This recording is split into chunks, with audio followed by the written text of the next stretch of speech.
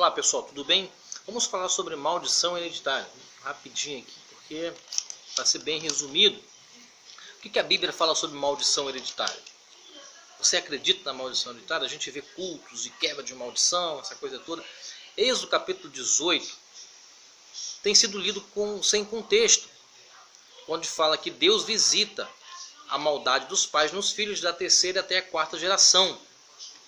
Mas, sem contexto, isso vira uma problemática.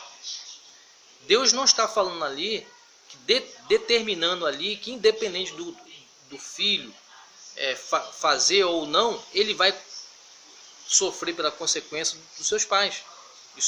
O texto não está dizendo que Deus ali é determinante. O próprio versículo 4 está dizendo isso. Não farás para ti imagem de escultura. E logo em seguida Deus fala isso. Porque eu vou visitar. Então se você não cometeu os mesmos erros dos seus pais, Deus não vai trazer problema nenhum para você. Muito pelo contrário. Ele diz lá embaixo que ele visita e ama e abençoa todos que amam e guardam os seus mandamentos. No versículo 6. Eu faço misericórdia em milhares dos que me amam. Então o próprio texto está explicando.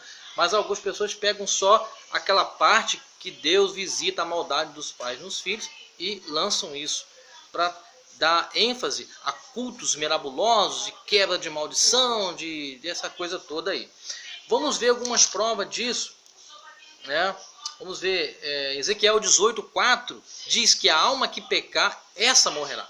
Então, checkmate. A alma que pecar, essa morrerá. O salário do pecado é a morte, Romanos 6:23. O máximo que pode acontecer é você sofrer uma consequência, um preconceito. O máximo. Né? Aquele ditado que diz assim, filho de peixe, peixinho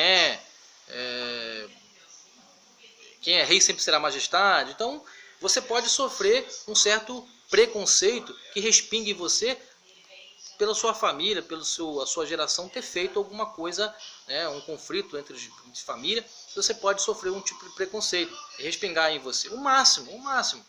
Como foi o caso de Jesus, né?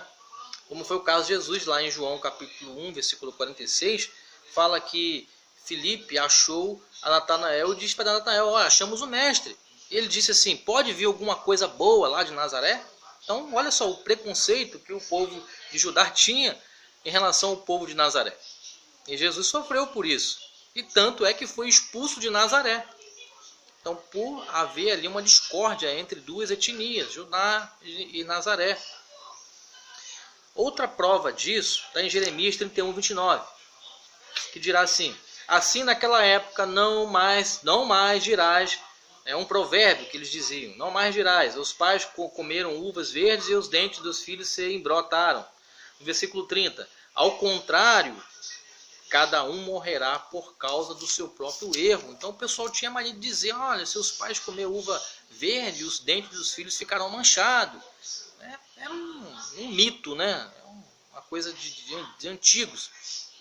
Né? Outra prova, Deuteronômio capítulo 24, pois os pais jamais deverão ser mortos pelos erros dos filhos, nem os filhos deverão ser mortos pelos erros dos pais. Cada um cumprirá pelo seu próprio pecado. Deuteronômio 24:16. Olha outra prova.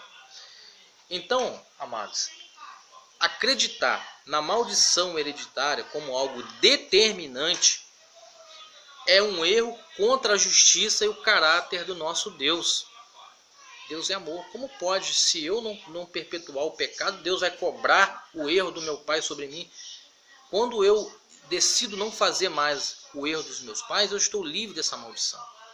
E Ezequiel 18, versículo 3, juro pela minha vida, palavra do soberano, que vocês não mais citarão esse provérbio, que os pais vão comer uvas verdes e os filhos embrotarão os dentes. Então, maldição hereditária não existe, desde que você não erre como os seus pais erraram, ou a sua geração. Siga a Deus e seja feliz em nome de Jesus, porque Deus honra aqueles que o honram, ok? Não é determinante. Um abraço, fique com Deus.